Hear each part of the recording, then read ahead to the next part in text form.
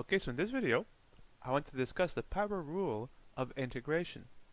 So recall first the power rule of differentiation. Suppose we have the function x to the n, where n is a fixed constant, and we ask, what is the derivative with respect to x of x to the n? Well, the answer was simply n times x to the n minus 1. So you bring the power down, and you subtract 1 from the exponent. That is the well-known power rule of differentiation.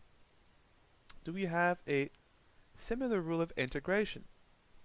So what if we start again with x to the n, and we ask not for the derivative of x to the n, but for the integral of x to the n?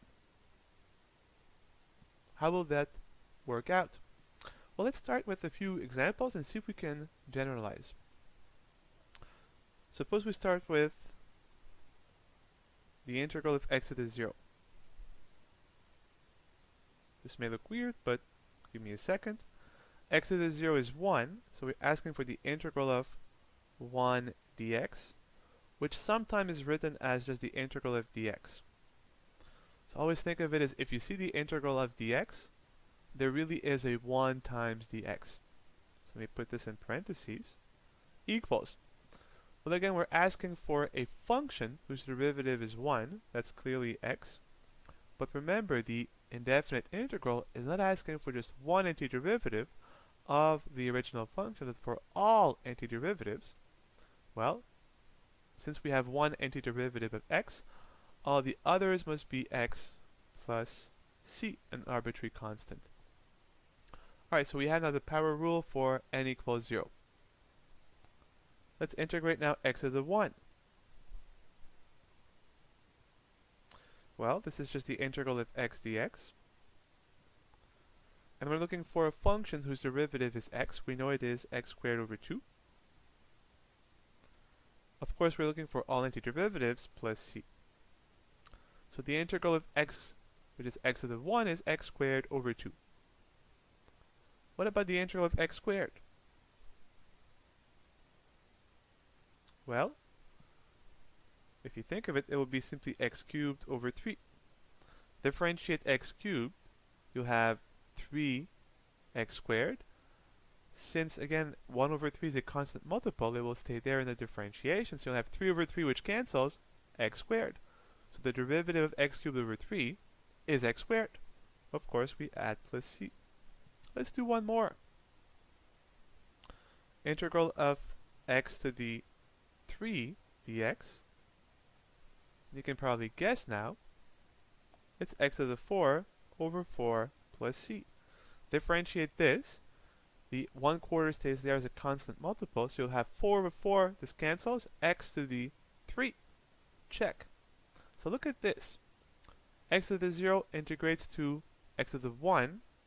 I'll be silly here, but over 1, which is 0 plus 1 over 0 plus 1. If you integrate x, which is x to the 1, you get x to the 1 plus 1, 2 over 2. If you integrate x squared, you get x to the 2 plus 1 over 2 plus 1. Integrate x cubed, you get x to the 3 plus 1 over 3 plus 1. So it looks like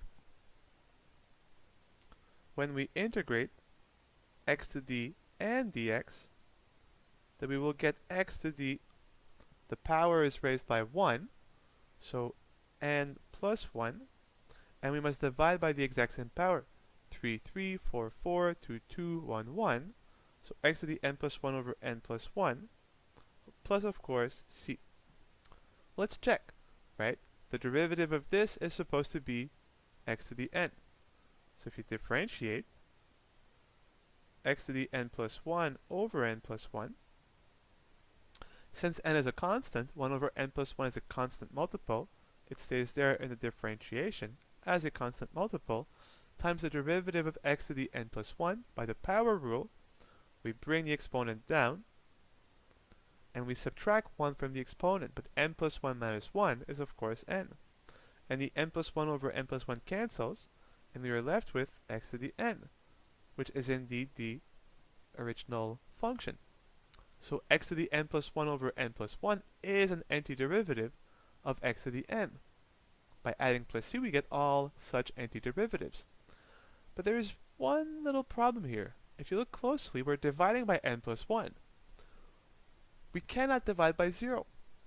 So what if n plus 1 is equal to 0? Then this formula breaks down. But if n plus 1 is 0, n is of course negative 1. But x to the minus 1, that's just 1 over x, which makes perfect sense.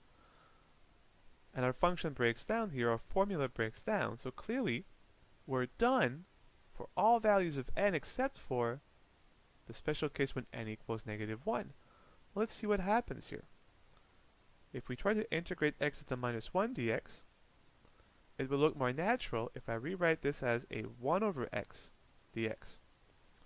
Now think back to the definition. We are looking for a function whose derivative is 1 over x. That is, of course, ln of x. Of course, we are looking for not just one antiderivative, but all antiderivatives of 1 over x. So we add an arbitrary constant, and there is a slight twist here.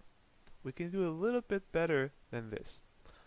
And think of it this way. If x is negative, 1 over x makes perfect sense, but the ln of a negative value does not exist within the real numbers. So it seems we have a bit of a conundrum here. When x is negative, the left-hand side makes perfect sense, our right-hand side does not. A more general formula is that the integral of 1 over x is not just ln of x, but also ln of x in absolute value. And now if x is negative, an absolute value becomes positive, and so both sides make sense. So the integral of 1 over x is the ln of absolute value of x plus c. So let's prove this quickly, and we'll combine our special case with our general power rule into a nice conclusion. Let's see why this makes sense, right? We're supposed to have found an antiderivative of 1 over x whenever x is positive or negative. Let's look at both cases. When x is positive, then we look for the derivative of this should be 1 over x. So if we differentiate ln of absolute value of x, well, if x is positive, the absolute value of x is simply x. And of course the derivative of ln of x is 1 over x. So check. So this is true when x is positive. Let's check that this is also true when x is negative. When x is 0, both sides don't exist. 1 over 0 undefined, ln of 0 undefined. Let's differentiate now the ln of x in absolute value when x is negative. Well, the absolute value function makes things positive. So if x is negative, to make it positive, we of course negate it. So the absolute value of x is negative x whenever x is negative. And now let's differentiate here carefully with the chain rule. We have the derivative of ln of something. The outside function is ln. So we differentiate ln, we get 1 over the argument, which is negative x. But there is a negative x left over. By the chain rule, we have to multiply what we have so far by the derivative of what's left over. The derivative of negative x, of course, is negative 1. So now we have the right derivative, and of course negative 1 over negative 1 cancels, which gives us back 1 over x. And so you see, when x is positive or negative, the derivative of ln of x in both cases is 1 over x. That is why the integral of 1 over x dx is not simply ln of x, but ln of absolute value of x. So now we have the power rule for every possible real value of n. When n is not negative 1, this is it. For the special case of x to the minus 1, it's 1 over x, ln of absolute value of x. And this is our conclusion.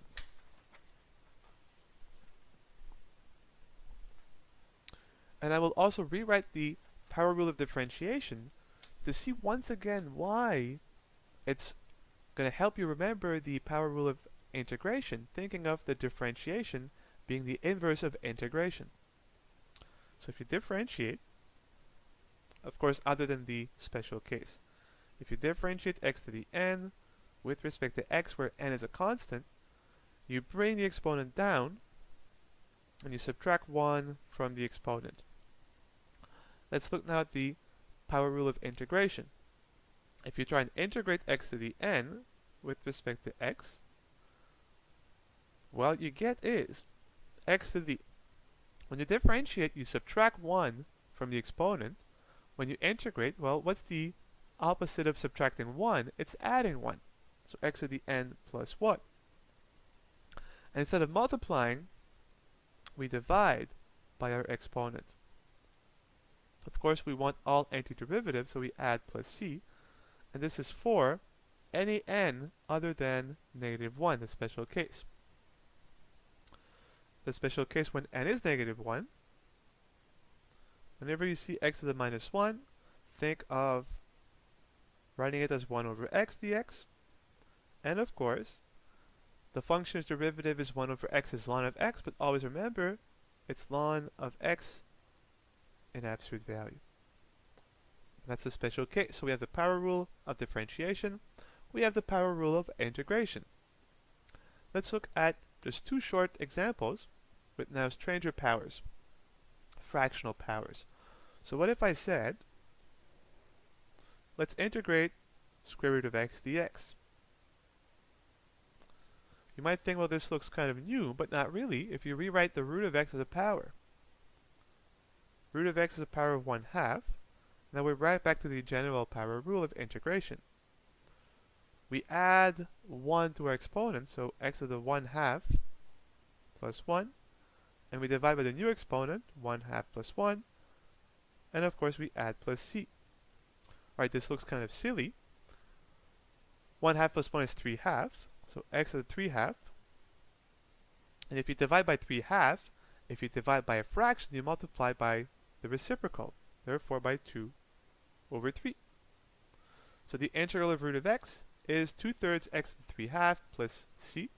And we can check. Let's differentiate this just for this one time. And the derivative of this is supposed to be root of x, or x to the 1/2. Let's differentiate our answer.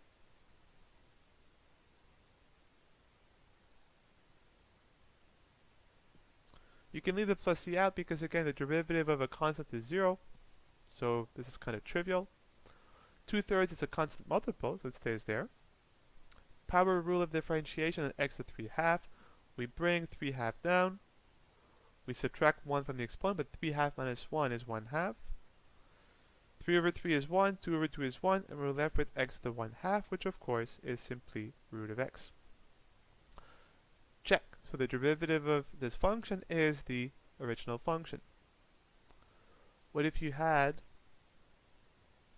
as our second example, the integral of the cube root of x?